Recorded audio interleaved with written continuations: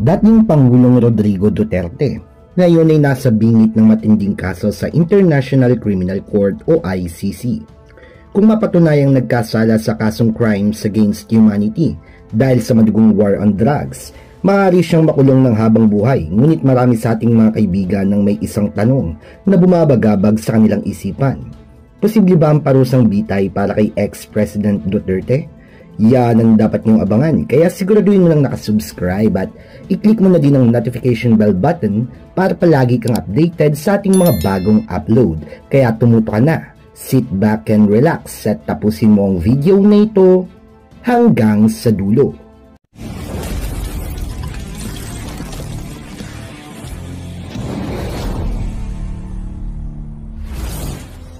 Sa isang press briefing, sinabi ni Claire Castro, tagapagsalita ng pamahalaan, na depende pa rin ng magiging hatol sa mga depensang ihahain ng panig ni dating Pangulong Duterte. Hindi pa ito tapos. Maraming legal na hakbang pa ang maaaring gawin niya. Gayunpaman, hindi natin maitatanggi na mabigat ang mga ebidensya laban sa dating Pangulo. Ayon sa mga ulat, nasa libo-libo ang napatay base sa tala ng mga kapulisan o Philippine National Police. Ngunit may ibang grupo na nagsasabing hindi ito totoo. Samantala, sinubukan namang linawin ni Pangulong Ferdinand Marcos Jr. na ang pag-aresto kay Duterte ay hindi dahil sa ICC, kundi isang kahilingan mula sa Interpol. Ngunit kahit anong paliwanag at diskusyon pa ang gawin, hati ang opinyon ng mga Pilipino. May mga sumusuporta kay Duterte na tinawag itong isang iligal na hakbang, habang ang iba naman ay natutuwa sa pag-usad ng kaso ng lumalalang karahasan kay Duterte. Isang petisyon ang isinampa noong March 11, 2025, alas 4 ng hapon sa Korte Suprema. Si Duterte at dating PNP Chief na ngayon Senator Ronald De La Rosa ay humiling ng temporary restraining order laban sa Executive Secretary Lucas Bersamin at iba pang mga opisyal. Agad itong inatasang iproseso ng Chief Justice at ini-upload sa website ng Supreme Court. Ngunit sa kabila ng isang 74 na pahina na argumento, bigo ang petitioners na patunayan ng agarang pangangailangan para sa TRO. Bagamat walang TRO, inatasan ng Supreme Court ang mga respondent na sagutin ng petisyon sa loob ng ilang araw. Samantala noong March 12, dalawang magkahiwalay na petisyon para sa writ of habeas corpus ang inihain naman ni Sebastian at Veronica Duterte na humihiling sa Supreme Court na obligahin ng gobyerno na ipresenta ang katawan ni Duterte at ipaliwanag ang legalidad ng kanyang pagkakakulong. Sa kabila ng lahat ng ito, ang pag-aresto kay Duterte ay sinasabing nagpadala ng matinding mensahe na kahit ang makapangyarihang lider ay maaaring papanagutin sa kanilang mga ginawa, posibleng magpatigil sa iba pang pang-aabuso sa kapangyarihan.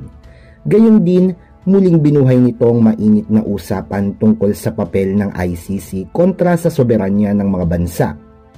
Isang isyong madalas ipaglaban ng mga non-member states gaya ng United States, Russia at China.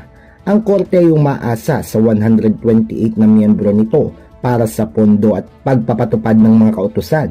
Kaya naman ang pagdating ni Duterte sa The Hague ay isang tagumpay para sa ICC matapos ang tila hindi napapatupad ng mga warrant laban kina Vladimir Putin ng Russia at Benjamin ng Israel.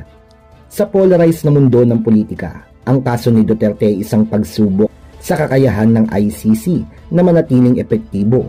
Mismong si ICC Prosecutor Karim Khan na pinatawa ni Donald Trump dahil sa paglabas ng warrant laban kay Netanyahu ang nagsabing hindi kasing hina ng inaakala nilang international law, mga pinakakontrobersyal na hatol ng ICC. Bagamat maraming umaasa na makakamit ang hustisya sa kaso ni Duterte, hindi rin perpekto ang ICC mga kaibigan. Narito ang ilan sa mga pinakamalalaking kontrobersyal na hatol nila.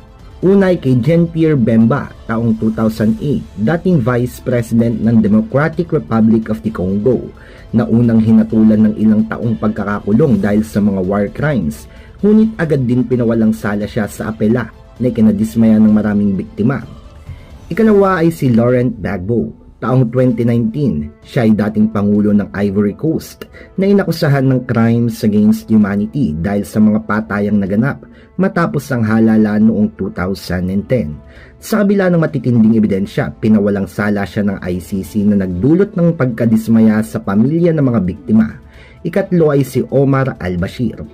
Taong 2009, dating Pangulo ng Sudan na kinasuhan ng genocide laban sa mga mamamayan na hanggang sa ngayon ay hindi pa rin siya naipapasa sa ICC upang litisin na nagpapakita ng kahinaan ng korteng ito sa pagpapatupad ng hustisya. Dahil sa mga kasong ito, marami nagdududa kung talagang kayang magbigay ng hustisya ng ICC. Kung nagawa nilang ipawalang sala ang ilang dating pinuno, posible rin kayang makalusot si Duterte?